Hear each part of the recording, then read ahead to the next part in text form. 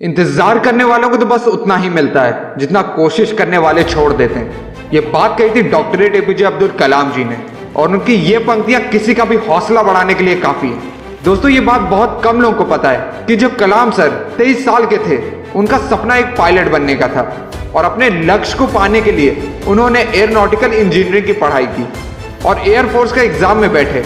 उन्हें मिला के कुल 25 कैंडिडेट थे। कलाम सर इस किस्से को याद करते हुए कहते हैं कि मैं सेलेक्ट नहीं हो पाया। सिलेक्शन 8 लोगों का होना था और कलाम सर की रैंक 9वीं आई। उन्हें उस दिन लगा कि उनका इंडियन एयरफोर्स में जाने का और पायलट बनने का सपना टूट गया। इसके बाद तो मानो जैसे पूरे भारत का सपना पूरा हो गया। वो कहते हैं कि जब वो प्रेसिडेंट बने, वो सुप्रीम कमांडर भी बने और फिर उन्होंने एयर स्टाफ के चीफ से जाके कहा कि I want to learn flying. और फिर उन्होंने एयर स्टाफ की 6 मंथ की हार्ड ट्रेनिंग की और फिर SU-30 को उड़ाया। अपने बचपन के सपने को पंख लगाया। ये बताते हुए उन्होंने कहा कि यहाँ सीखने वाली बात यह है कि dreams transform into thoughts and thoughts result into action. दोस्त, यूं ही नहीं मिलती राही मंजिल को, एक जुनून सा जगाना पड़ता है। जब पूछा चिड़ियों से कैसे बनता है आशियाना, तो बोली तिनका उठाना पड़ता है। दोस्त, बड़े सपने देखने से बिल्कुल भी मत डरो। वो कहते थे कि महान सपने देखने वालों के सपने हमेशा पूरे होते हैं। 1962 में एपीजे अब्दुल कलाम जी ने इसरो में नौकरी की और उनके मैनेजमेंट में ही पहला PSAB-3 यान बनाया गया। और 1980 में इसरो में 18 साल की कड़ी मेहनत के बाद इस यान से पहला सैटेलाइट PSLV-3 लॉन्च किया गया था। फिर कलाम जी ने अपने मैनेजमेंट में इंडियन मिसाइलों की लाइन लगा दी। पृथ्वी मिसाइल, त्रिशूल मिसाइल और अग्नि मिसाइल बनाया। और 1998 में इंडिया ने सीक्रेटली सारे न्यूक्लियर बॉम्ब टेस्ट करके इंडिया को पूरी दुनिया के सामने एक न्यूक्लियर पावर घोषित कर दिया। और बड़े बड़े अमेरिका जैसे देश भी भारत को, एपीजे अब्दुल कलाम जी को और न्यूक्लियर टेस्ट को रोक नहीं पाए। और यहीं से मिला भारत को the missile man of India. APJ Abdul Kalam ji युवाओं को हमेशा बड़े सपने देखने के लिए प्रेरित करते थे।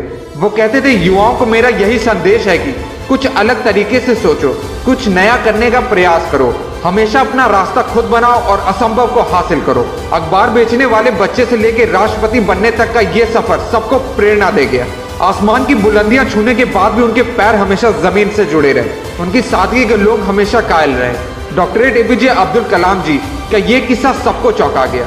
जब वे राष्ट्रपति थे, उसी दौरान वो बच्चों के साथ खेल रहे थे। वहीं पे कुछ जर्नलिस्ट भी थे। उन जर्नलिस्ट ने जब कलाम जी को बच्चों के साथ इतना एंजॉय करते हुए देखा तो पूछ लिया कि कलाम जी, आपको बच्चे इतने पसंद हैं, तो आपका अपना बच्चा क्यों नहीं है? इस बात पे कलाम जी ने कहा, नहीं, तुम सब गलत हो, मेरे 3 बच्चे हैं। कलाम जी का ये जवाब सुन के वहां खड़े सभी जर्नलिस्ट हैरान हो गए। उन्होंने कहा, क्या मेरे तीनों बेटों को नहीं जानते? वो पृथ्वी, अग्नि और त्रिशूल है। और दोस्त, तुम्हें ये सुन के हैरानी के साथ गर्व भी होगा, ये तीनों नाम भारत के मिसाइल के हैं। दोस्त, ये बात सुन के दिल में एक आग सी लग जाती है। ये होता है अपने सपनों के लिए जीना, उनके लिए जी जान लगा देना। मगर सूरज की तरह चमकना चाहते हो तो पहले सूरज की तरह जलना होगा। दोस्त, स्विट्जरलैंड जो साइंटिफिक रिसर्च के मामले में 8वें पैदान पे आता है, दुनिया में 26 मई जिस दिन कलाम जी वहां पर विजिट पे गए थे, उस दिन को वहां साइंस डे मनाया जाता है। UN उनके जन्मदिन को वर्ल्ड स्टूडेंट डे मनाते हैं।